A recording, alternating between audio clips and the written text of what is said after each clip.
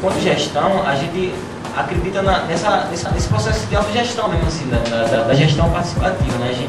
A gente pensa numa gestão sem hierarquia, assim, de ter o coordenador, de ter, sabe? É uma gestão linear, né, horizontal, sem hierarquias, né, sem uma pessoa que dá a última palavra. Na medida do possível, a gente busca consenso.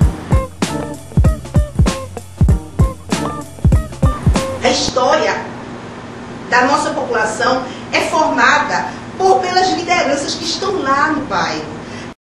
E tem na sua memória histórica toda essa construção de resistência, de vontade de mudar, de vontade de participar, de vontade de organizar. Só que tem uma lógica de organização, uma visão de mundo que difere da visão de mundo capitalista. Para você ter sustentabilidade, eu tenho uma hipótese muito grande de que o primordial é o grupo. Ninguém sabe o que eu passei, quantos mares eu naveguei, quantas catracas eu pulei, mas natural não me entreguei. Todas as sessions que rimei, o conteúdo observei. Aí eu sei que a gente fez um vídeo de 2 minutos, no período de 1 mês de formação, assim, de legitimação do nome e de pessoas, né? Que no início, assim, do grupo de 30 ficou 19 pessoas.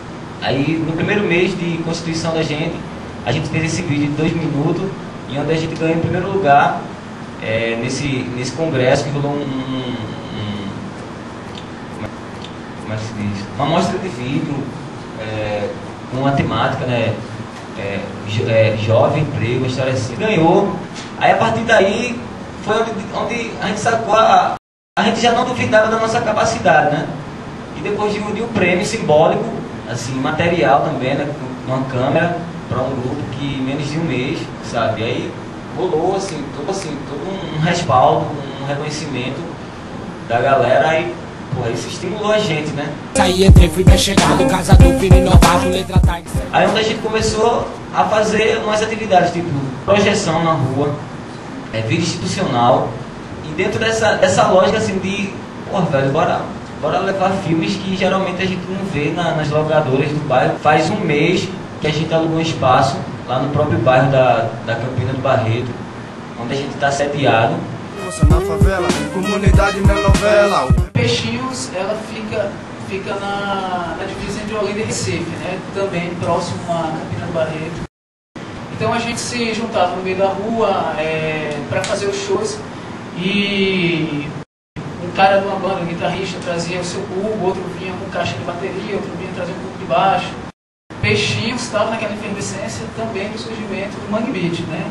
O Lamento Negro, né? O próprio Daruí Malungo, o Chão de Estrela. E a gente, por incrível que pareça, foi um coletivo de jovens que gostavam de rock and roll e não queria saber se você misturar batuque com guitarra elétrica. Porque a gente tem preconceito, se relaciona muito bem com esse pessoal, se relaciona até hoje, né? Até um pouco ideológica, vem um pouco da ideologia do punk, que é o faça você mesmo, né? Começam a vir pessoas que faziam teatro, trabalhavam com literatura, de outras localidades, né, até da classe média, para se juntar a esse coletivo que até então não se chamava Movimento Pro Bom Lixo, sim Movimento Underground. O grupo cresceu, né, conseguiu uma visibilidade dentro da comunidade. Não éramos mais os roqueiros drogados que faziam barulho. A nossa decisão foi uma lição meio traumática, que foi ocupar o antigo matadouro, né, industrial, que estava abandonado, e que era o inferno de Dante, de Peixinhos, né? Era conhecido o pior lugar da comunidade. Mas como a gente também não era muito dado esse tipo de superstição, a gente decidiu ocupar. A gente começou a perceber que não era legal estar sendo, né, apesar da boa intenção do Centro de Cultura, dos freios, não era legal para o grupo e para as pessoas que faziam parte estarem deixando que os recursos fossem administrados pelo Centro de Cultura dos Freios. Uma coisa que a gente queria criar maturidade nesse processo mesmo, né, tanto da elaboração como do manuseamento, né, da administração desse dinheiro, e falar diretamente com os financiadores, porque na época sempre sai da mediação dessas entidades guarda-chuvas. Eu sou do Centro Maria da Conceição, é um ONG que fica situado no Morro da Conceição, em Canamaré. Atualmente nós somos ponto de cultura no do nosso ponto de cultura negras raízes, quilombos urbanos e rurais. A gente tem que se submeter a um modelo que vai de encontro ao modelo da nossa história, daquele que vem construído, vem sendo guardado na nossa memória histórica.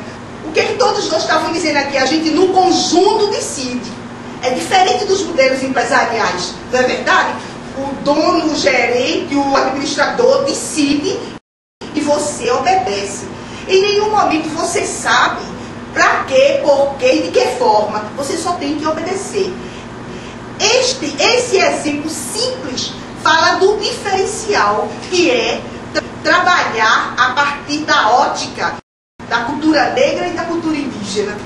Completamente diferente, né? A gente constrói junto, a gente decide junto, nós somos os artistas juntos, nós participamos juntos, porque quando a gente fala de africanidade, a gente fala de princípios, de visão de mundo específica. A construção coletiva, a valorização da musicalidade, o cuidado com o corpo, o respeito à natureza, isso tudo são princípios de africanidade. E o que é economia solidária, para quem não conhece, né? Economia solidária é uma lógica que a gente trabalha de geração de renda para um coletivo, onde permeia a cooperação, a autogestão, palavra-chave que você fala em todo momento, a busca sempre da autogestão, onde todos os membros daquele grupo lá que trabalham com artesanato, trabalham na zona rural, que eles tenham voz e voto em todas as situações dentro daquele espaço lá. E também a gente brinca até que é uma lógica que a gente busca o quê?